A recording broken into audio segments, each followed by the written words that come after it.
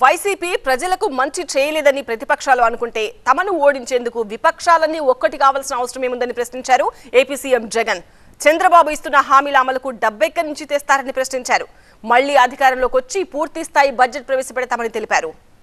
ఎందుకు నేను మాటిమాటికి విశాఖపట్నం ఎందుకు చెప్తాను అని అంటే ఎందుకు అంతగా దాని గురించి ప్రస్తావిస్తానంటే దానికి కారణం ఏంటి అధ్యక్ష? ప్రతి రాష్ట్రానికి ఒక ఎకనామిక్ పవర్ హౌస్ ఉండాలి. ఒక ఎకనామిక్ పవర్ హౌస్ అనేది రాష్ట్రానికి లేకపోతే, ఒక హైదరాబాదో ఒక బెంగళూరు ఒక చెన్నైయో ఇటువంటి నగరాలు ఏ రాష్ట్రానికైనా లేకపోతే రాష్ట్రానికి సంబంధించిన ఆదాయాలు ఎప్పటికీ పెరగవు. కనీసం ప్రత్యేక హోదా అన్న అంశమన్నా కనీసం చట్టంలో అన్న కనీసం రాసిందంటే, కనీసం చట్టంలో అన్న కనీసం పెట్టుంటే రాష్ట్రాన్ని విడగొట్టేటప్పుడు కనీసం మనం కోర్టుకు పోయినా కానీ కనీసం తెచ్చుకునే అవకాశం ఉండేది. రాష్ట్రాన్ని అడ్డగోలుగా విడగొట్టడమే కాకుండా దాన్ని ప్రత్యేక హోదాను కనీసం చట్టంలో కూడా చేర్చలేదు. దీని దెబ్బకు మన మీద ఆధారపడి ఉండే కేంద్ర ప్రభుత్వం కేంద్రంలో వస్తే తప్పనిచ్చి మన కర్మ కొద్దీ మనకు ప్రత్యేక హోదా అనేది ఒక ఎండమావిగా తయారై కనిపిస్తూ ఉంది అధ్యక్ష. అధికార పార్టీని ఎదుర్కోవడానికి ప్రతిపక్షాలన్నీ ఏకం కావాల్సిన అవసరం ఏముంది అధ్యక్ష? అదే అధ్యక్ష, నేను ఏకం కావాల్సిన అవసరం ఏముంది అధ్యక్ష? ఎట్టాగో గాలికి ఎగిరిపోతారు. జాతీయ పార్టీలతో కూడా అధ్యక్ష అవగాహన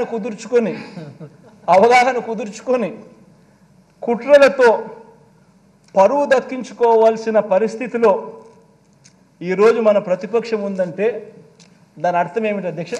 చంద్రబాబు మొదటిసారి సీఎం అయ్యి ఎన్నేళ్ళు అయింది అధ్యక్ష? దాదాపు 30 సంవత్సరాలు అధ్యక్ష.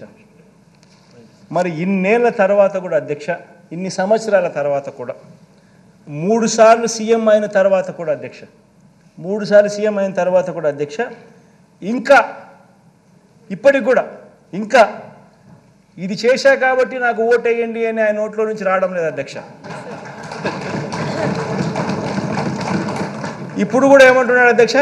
నాకు మరోసారి ఛాన్స్ ఇస్తే నేను అది చేస్తా ఇది చేస్తా అని చెప్తున్నాడు అధ్యక్ష.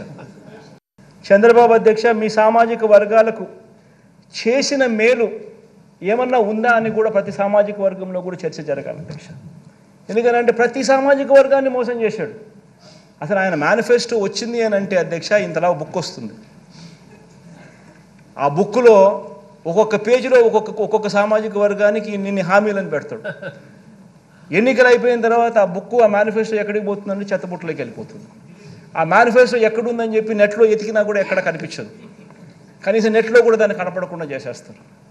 ఇన్ని సంవత్సరాల తర్వాత ఈ రోజుకి కూడా చంద్రబాబు పేరు చెబితే గుర్తుకొచ్చే కనీసం ఒక్క స్కీమ్ అయినా ఉందా అని చెప్పి ప్రతి ఒక్కరూ ఆలోచన చేయాలి. ఆయన పేరు చెప్తే అధ్యక్ష, ఆయన పేరు చెప్తే ఈ రోజుకి కూడా గుర్తుకొచ్చే ఒక్క స్కీము లేదు. కానీ ఆయన పేరు చెబితే మాత్రం ఇవాళటికి కూడా గుర్తుకొచ్చేది మనం 70,000 కోట్లకు చాలా అంటే చాలా లాగుతూ ఉంటే కూడా జరుగుతూ ఉంటే ఈయన 1,26,000 కోట్ల రూపాయల సంవత్సరానికి నేను చేసేస్తాను అని చెప్తా ఉన్నాడు. ఇంకా ఇంకా ఇంకా ఇంకా ఇంకా 6 పథకాలకి ఇంకా ఉన్నాయని చెప్తున్నాడు. మళ్ళా ఇంకా ఇంకా ఇంకా ఇంకా 6 పథకాలకి ఇంకా ఉన్నాయని చెప్తున్నాడు. అంటే నేను అడుగుతా ఉన్నాను అధ్యక్ష, అంటే మనం 70,000కే కష్టపడతా ఉంటే 1,26,000 ఇప్పటికే మళ్ళా ఇంకా ఇంకా ఇంకా ఏదో చెప్తానంటున్నాడు. అంటే నేను ఆలోచన చేయమని చెప్తాను. ప్రతి ఇంట్లో ఈ చర్చ జరగాలి. ఈరోజు కూడా చెప్తా ఉన్నాను అధ్యక్ష, వైఎస్ఆర్ కాంగ్రెస్ పార్టీ చేయగలిగిందే చెప్తుంది, చెప్పింది ఏదైనా కూడా ఖచ్చితంగా మాట మీద నిలబడుతుంది అని మాత్రం 100%గా చెప్తాను. మళ్ళీ 3 నెలలకు మళ్ళీ ఇదే చట్టసభలో పూర్తి స్థాయి బడ్జెట్ మళ్ళీ ప్రవేశపెట్టి అఖండమైన మెజారిటీతో మళ్ళీ ప్రజల మన్ననలు కూడా ఖచ్చితంగా పొందుతామని చెప్పి కూడా ఈ సందర్భంగా తెలియజేస్తుంది.